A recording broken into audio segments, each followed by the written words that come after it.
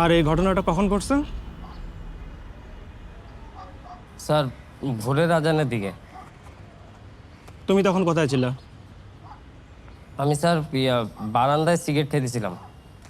এই সময় হঠাৎ করে নাকে পোড়া গন্ধ আসলো। আমি ভাবছি আগুন টাগুন লাগছে। পরে স্যার রুমে ঢুকে দেখি এই অবস্থা। তুমি রুমের ভিতর ঢুকে দেখছো ও সকেটের ভিতর আঙুল ঢোকায় বসে আছে। জি স্যার।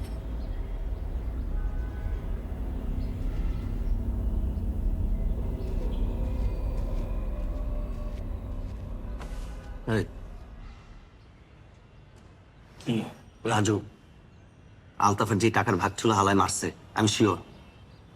এই সিচুয়েশনে তুই টাকা নিয়ে ভাবতেছিস? টাকা মারছে তো রাজু, আমি কি দোষ করলাম? দোষ তো আমরা সবাই করছি। আলতাফের ফ্যামিলিরা জানাইছস? আর ওই জাহাঙ্গীর কি জানে? দোস্ত, টাকাটা তুই মারছিস আলতাফের, তাই না? কি? তো টাকাটা কই? রুমে তো নাই। ওগান নাতি, রুমে টাকা নেই তুই কেমনে জানোস? তুই খুঁজছস? টাকা তো মারছস তুই। তোরা থামবি? এবার কি মাথা গেছে? আমগোর মাথা যায় নাই। আমগোর মাথা গেলে আমরাও ফিঙ্গারিং করতাম পাওয়ার সকেটে।